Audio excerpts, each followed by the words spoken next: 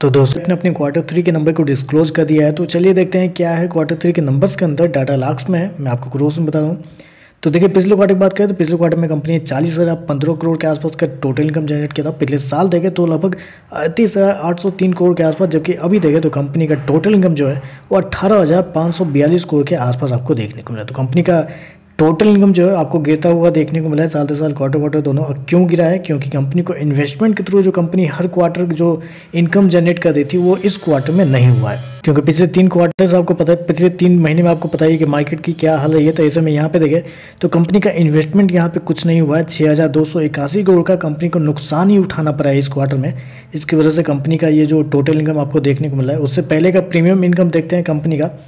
तो पिछले क्वार्टर में 20,266 करोड़ के आसपास था, पिछले साल 22,316 करोड़, जबकि अभी देखें तो 24,827 करोड़ के आसपास आपको देखने को मिला। तो कंपनी का जो मेन बिजनेस यहाँ जो होता है, प्रीमियम इनकम जो होता है, वो आपको देखें तो आपको साल दर साल क्वार्टर क्वार्टर बढ़ता हुआ देखने को मिला, जो कि एक अच्छी बात है। चलिए कंपनी खर्चे क्या है वो देखते हैं। तो देखिए पिछले क्वार्टर में कंपनी 39,548 करोड़ खर्च किए थे, पिछले साल 38,465 करोड़ के आसपास, जबकि अभी देखें तो कंपनी खर्चे 18,195 करोड़ के आसपास आपको देखने को मिले। तो खर्चे देखें तो खर्चे ठीक है, खर्चे कंट्रोल में आपको देखने को मिल रहे हैं।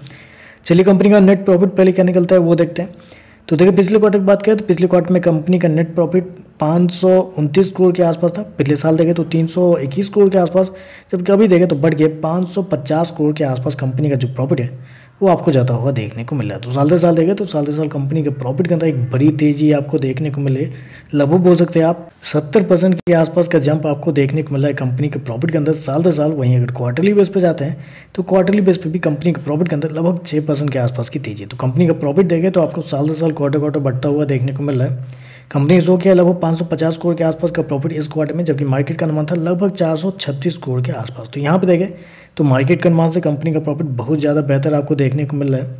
चलिए कंपनी के ईपीएस क्या निकलते हैं वो देख लेते हैं। तो देखिए पिछले क्वार्टर में कंपनी का ईपीएस 5.29 रुपये, पिछले साल 3.21 रुपये, जबकि अभी देखें तो 5.50 रुपये के आसपास आपको देखने को मिल रहा है। तो ईपीएस भी आपको साल दर साल क्वार्टर क्वार्टर बढ़ता हुआ देखने को मिला है। तो ओवरऑल अगर नंबर को मैं समराइज करूँ, नंबर अच्छे देखने को मिल रहे हैं, क्योंकि कुछ दिनों पहले 2-3 दिन पहले ही HDFC लाइफ के भी नंबर आए थे, और वहाँ पर देखा जाए तो वहाँ भी सेम टू सेम रेवेन्यू के मामले में देखने को मिला था। इन्वेस्टमेंट की वजह से वहाँ भी कंपनी का रेवेन्यू गिरता हुआ देखने को मिला था। तो इस बारे में आपको टेंशन लेने की जरूरत नहीं है, कंपनी का प्रीमियम इनकम बढ़ता हुआ देखने को मिला है, जो कि एक अच्छी बात है। तो आप यहाँ पे पॉजिटिव मान सकते हैं, रेवेन्यू कंपनी का पॉजिटिव है। और वहाँ HDFC लाइफ में कंपनी का प्रॉफिट आपको हल्का सा कम था मार्केट के एस्टीमेट से, लेकिन यहाँ पे देखें तो मार्केट के एस्टीमेट से बहुत ज़्यादा बेहतर आपको कंपनी का प्रॉफिट देखने को मिला है। तो ओवरऑल देखें तो मेरे हिसाब से पॉजिटिव नंबर है।